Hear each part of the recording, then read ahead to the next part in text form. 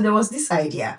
I was sure it was going to be a massive success and it was going to move the outcome in the right direction. I had the deck, I had the data, and I had the perfect pitch ready to go. I had spent weeks on this problem, talked to customers, came up with an ideal solution. I was slowly falling in love with the solution that we came up with. And so I pitched it, defended it, and when the questions started coming in, I had an answer for every question, but I was dead wrong. The feature shipped and landed with a very quiet thud. All that certainty, all that passion, all for nothing. And in the silence that followed, I learned one of the most valuable lessons in my career. What if I told you that the secret to being right as a product manager has absolutely nothing to do with having the best ideas? The best product managers I know, the ones constantly shipping products and features that users love and move business outcomes forward, they are not necessarily the strongest visionaries. Typically, they win by becoming experts at proving themselves wrong. And today, I'm going to be showing you how they do it and how you can also do that. Especially this image of a visionary product manager, the ideas person, like Steve Jobs. The person who has the grand vision and inspires the team with unshakable conviction. And while having a vision is extremely powerful as a product manager, the pressure to be that person and always have the right answers to every question asked is immense and can be dangerous. It makes us feel like we're failing if and when we are not harmed with the perfect solution or the perfect answer.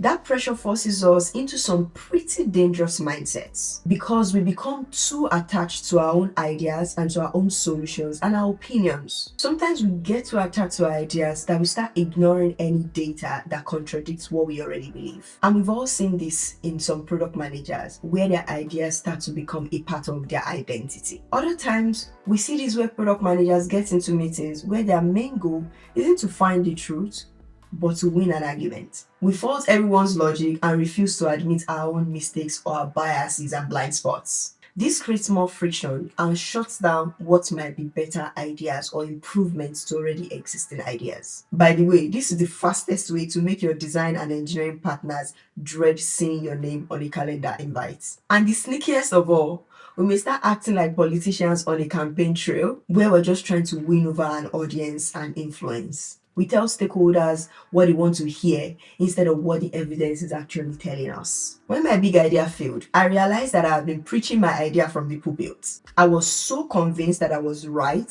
that I wasn't actually listening. And that's a trap. Being a product manager is not about being the smartest person in the room with the best ideas. It's about being the guide that leads the team and the collective to the best possible outcome. The real turning point for me was when I defined what being right actually means and what mattered the most. It's not about some flash of a personal genius. It's not about your initial guess being the most right guess at the end of the day. Being right as a product manager means that you have a reliable process for finding out the truth and getting the right outcomes for your customers and for the business. Your goal is not to defend your ideas. Your goal is to find which ideas are worth defending in the first place. So this takes a huge mental shift from being a defender of your ideas to being a scientist of your own ideas. A scientist doesn't let their ideas become their identity. An idea is just a hypothesis, a temporary hunch waiting to be tested. The real joy isn't in being proven right. It's in the discovery process in and of itself. In fact, I remember correctly hearing one psychologist saying, finding out he was wrong is the only way he knows for sure that he's actually learned something. And this is powerfully backed by research. One research shows that entrepreneurs who were taught to think like scientists, to frame their ideas as hypotheses, test them, and pivot based on evidence, earn 40 times more than a control group. They didn't succeed because their first ideas worked. They succeeded because they were faster to abandon the ones that were not working. And honestly, that mindset requires a special kind of balance. The confidence in your ability to learn and adapt mixed with the humility to know that you don't have all the answers. When you can openly admit that you might be wrong, something incredible happens. You already have acknowledged you might be wrong, so you can focus on learning, not defending your ego or your identity. This is what separates good product managers from great product managers. And so, how do we actually do this? You can't just wake up one day and decide to have less of an ego. You need a system or a framework that forces you to think like a scientist in your work as a product manager. And here's a 3-step approach that you can start using today. Number 1, frame everything as a hypothesis. Stop walking into meetings and saying, I think we should build a new dashboard. I think we should build X feature. I think we should build Y feature. That statement immediately ties your identity to your solution. If someone disagrees, they are disagreeing with you, not with your idea. Instead, frame it like a scientist. Say something like, my hypothesis is that our power users are struggling to find key information, which is causing them to abandon their workflows. I believe that a customizable dashboard could increase daily active use by, let's say, 10 to 15%. Based on early feedback, I'll give this a maybe 60 to 70% chance of success. We will know our hypothesis is true if we see a reduction in session length for core tasks and a rise in user satisfaction scores. However, we should agree to change our minds if our prototypes show that it adds too much complexity or negatively impacts new user adoption. Do you see the difference? The idea we should build a dashboard now becomes a falsifiable hypothesis, not your personal opinion. It's depersonalized. It invites people to collaborate with you on that idea, and the conversation is no longer about whether you are right or you're wrong, but whether the hypothesis and our assumption is right and how we can all figure it out together. The second thing you need to start doing today is become your own devil's advocate. Once you have a hypothesis, your job is not to work hard to prove it right. Your job is to try to prove it wrong. Think of it like a car company's quality control process. Your job is to crash test the dummy for your own ideas. Find out the weak points before they hit the real world. Actively seek out people who disagree with you, both internally and among your users. Build a challenge network, a trusted group of colleagues internally and some of your users whom you can ask to explicitly tear down your hypotheses and your ideas. Not to be mean, but because they care about getting the right answers as much as you do. You have to make it safe enough for them to tell you that your baby is ugly. High-performing teams typically thrive on this kind of psychological safety, where people can share their real perspective without fear of retribution. Secondly, be on the lookout, and I mean hunt for evidence that proves you wrong. Our brain is like a lawyer assistant that loves to bring us news that supports what we already believe. It's called confirmation bias. So you have to work hard to prove that your hypothesis might be garbage. Then go look for that data.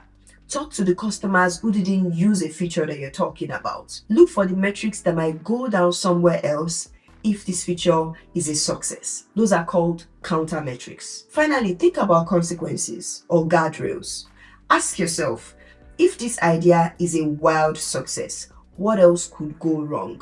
Maybe a new feature increases engagement, but also drives support ticket volume through the roof. So think about it. What else could go wrong if this goes right? Now, the third thing you need to do in order to always be right as a product manager is to build a system for actively getting the truth. This is where you put this scientific mind into action.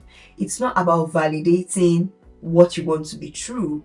It's about creating a process for discovering what is real. And a huge part of this is just having more opinion and more ideas in general. Too often, we frame product decisions like, should we build feature A or not? But that sounds like shopping for a car and only looking at one model. Research shows that when teams expand their options to 4 or more alternatives, they dramatically increase the chances of landing a great solution, which could be one or a combination of those options. This forces you to think more deeply about the problem itself and alternative ways to solve the problem that you haven't considered. In building processes for getting to the truth, you need to bring in more perspective, although with the right guardrails in place. Decisions usually get better about 75% of the time when 3 or more people genuinely weigh in. But the key word is genuinely. Hence, the right guardrails have to be in place in order to expand your perspective. The whole system falls apart if everyone is just nodding along with the loudest voice or the highest paid person in the room. And as a product manager, your job is to create an environment where the best ideas win, no matter who it came from. This is what true influence without authority looks like. And finally, use a mix of methods. Run customer interviews, dig into usage data, build prototypes, run A/B tests, look into support tickets. Each method gives you a different piece of the puzzle. The goal is to triangulate the truth from all the different sources, not just finding a single data point that confirms what you wanted to believe all along. The entire process of learning to embrace being wrong is a journey, and we all have our stories, I'm sure.